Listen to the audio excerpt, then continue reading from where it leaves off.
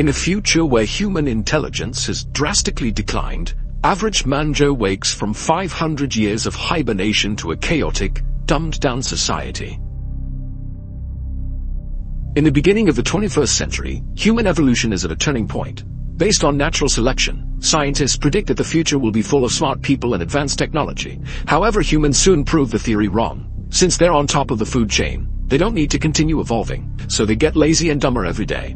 The smart rich people think a lot before having children since it's such a big decision, but they end up waiting so much that they die without having any heirs.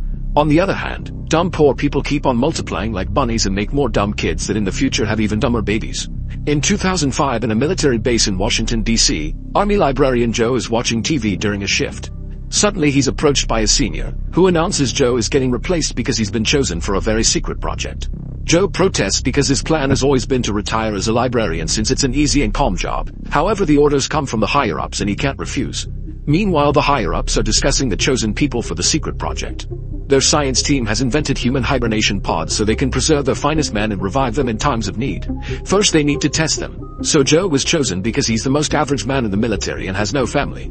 They also need a woman, but since the army doesn't have any, the colonel has chosen a naughty worker named Rita, who often entertains private army parties. The army will be paying her hustler upgrade and Rita's crime history will be cleaned. The first test will leave Joe and Rita asleep for 1 year and is highly classified, meaning nobody else knows about this. The next day, Joe and Rita are together in a waiting room for a medical check. Joe chats with Rita, who pretends to be a painter when Joe asks about her life. When the scientist puts them in the hibernation pods, they're given IVs and Rita freaks out. Joe calms her down and asks her to trust the army. When Rita accidentally mentions upgrade, she pretends that's her boyfriend and Joe thinks it's a Dutch name, still not seeing all the suspicious holes in her story. Then the scientists put them to sleep and close the pods, locking the lab door when they leave. Soon the colonel and upgrade get arrested because of their involvement with illegal substances and dirty workers. This scandal causes the base to be closed and the building demolished, so the pods are left forgotten under all the debris. While Joe and Rita sleep, years pass and society begins to get more and more stupid every day at a scary speed.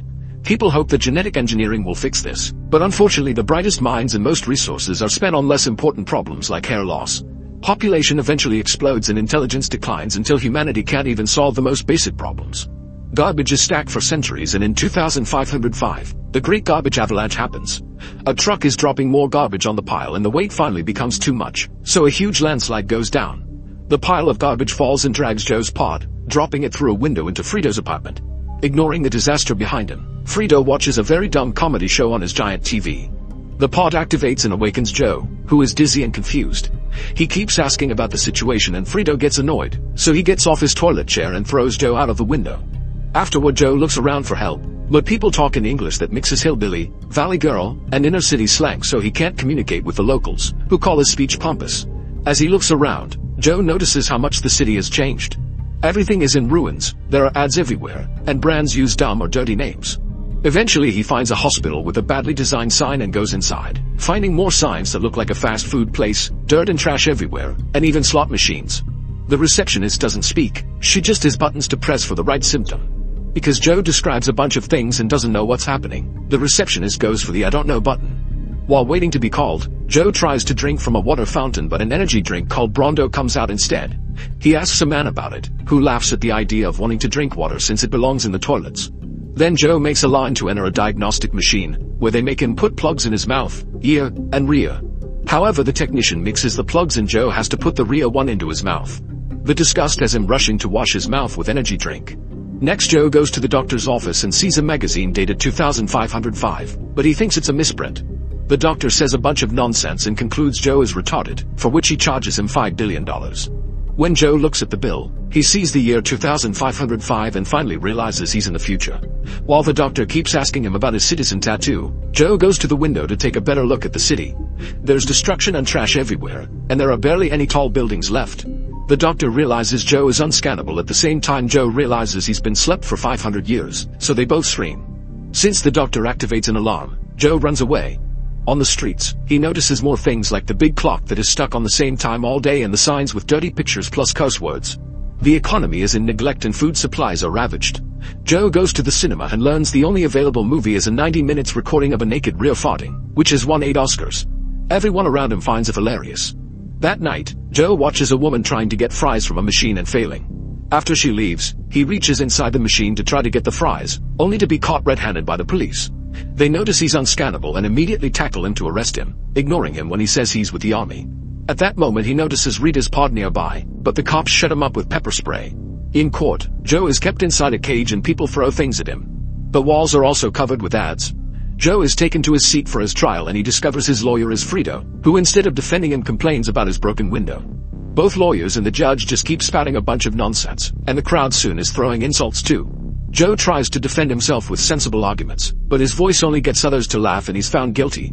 Meanwhile, Rita's also woken up and tries to call Upgrade from a public phone, which requires $2,000 to use. A man tries to buy her services and she tricks him by getting paid but asking him to wait. When she looks at the bills, she's shocked by all the dumb words and the strange face on them. In the morning, Joe is taken to a machine so he can get his citizen ID tattoo. When the AI asks for his name, Joe tries explaining he's not sure what's happening, and the machine thinks not sure is his name. Joe tries correcting it but it's too late. He gets the tattoo and the ID shows a very bad picture with the wrong name. Next, Joe is taken to an amplitude test so they can choose the right jail job for him. The test is easier than first grade and it upsets Joe to see people having trouble with simple shapes.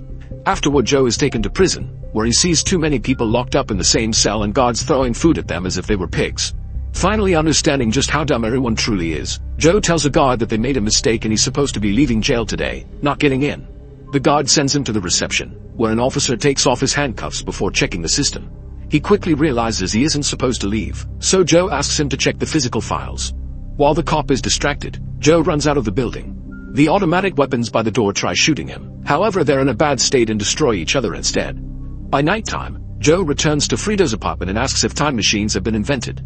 Frito says they have but refuses to help him find it. However, he agrees when Joe promises to go back to the past and open a savings account in Frito's name, which would have $80 billion by now. At that moment the cops start pounding on Frito's door, so Joe changes clothes and escapes with Frito through the window. The duo leaves in Frito's car and finds Rita wearing new clothes at a corner where she's still tricking the same guy for money. Joe drags her into the car by force and explains everything while they drive away, which gets Rita yelling in anger. Unfortunately, there are scanners at various spots on the streets and they detect Joe's tattoo, so now the cops have their location. To make matters worse, the car suddenly stops because the battery runs out. The trio gets out and hides right before the cops arrive to shoot the car down. A crowd gathers around the unnecessary explosions and even start a fight just for fun. After many hours of walking, the trio makes it to Costco, which now sells every product no matter the category. It offers school courses too, and Frito became a lawyer here. There are also multiple food chains that now are dirty clubs with pun names. The place is so big that they need to take a shuttle to reach the electronics section, and Rita goes to the bathroom while they wait. Frito begins making very inappropriate comments about her, and when Joe tries to stop him, his tattoo is scanned again and his face appears on all the screens. Frito gets on the shuttle to escape while the cops quickly surround Joe, arresting him and throwing more pepper spray on his eyes. Rita comes out of the bathroom and sees the cops, so she stays hidden. Moments later, Joe is taken to the White House and meets the president's team. He's shocked to hear that his IQ test shows he's the smartest guy in the world, so they want him to be Secretary of Interior. Joe tries to explain this makes no sense but is interrupted by the arrival of President Camacho, who grabs Joe's head thinking it should be bigger for a smart guy. Afterward, Camacho calls for a special meeting and announces on national TV that his new Secretary of Interior, Mr. Not Sure, will solve all their problems in a week because he's very smart, and Joe will get a full pardon if he does. The crowd is skeptical at first, but Camacho convinces them all with a song. Afterward, they do a full parade while drinking beer and raising their middle fingers. Sometime later, there's a cabinet meeting and Joe asks Frito to join it as his lawyer. In private, Joe asks Frito where the time machine is, but Frito isn't good at giving directions. Joe needs a distraction and asks the cabinet to take him to see the dead crops. He also asks the guards to find Rita for him, and everyone thinks she's his lover. When they make it to the countryside, Joe confirms the soil is awful. After Frito secretly gives him a map to the museum with the time machine, the guards bring Rita over.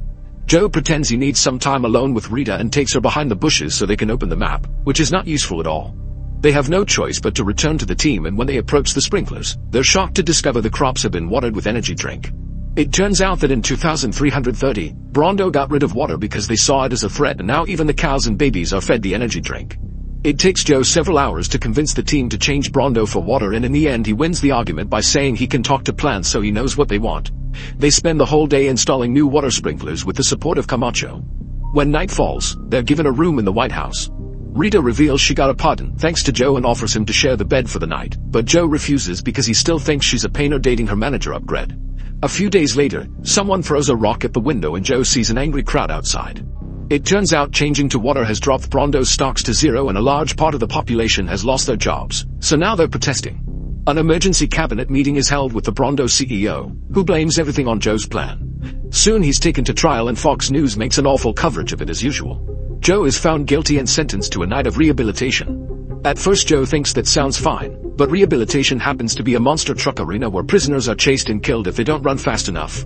Rita visits Joe in prison and notices they've chained him to a rock so he can't run away like last time. Joe asks her to find the time machine, return to the past, and tell everyone to stay in school. That night, even Camacho attends rehabilitation and the crowd beats up the guy singing the national anthem. Two huge trucks enter the arena showing dangerous weapons that look like a man's organ, but Joe only gets a flimsy car with a flaccid silicone member. The cops put Joe's rock on the back of the car, which breaks a good chunk of it. When he drives in, people start throwing things at him. At the White House, Frito watches the show while Rita looks out the window. She's shocked to see a flower growing in the garden and asks Frito to take her to the arena. On their way there, they see the crops are truly growing.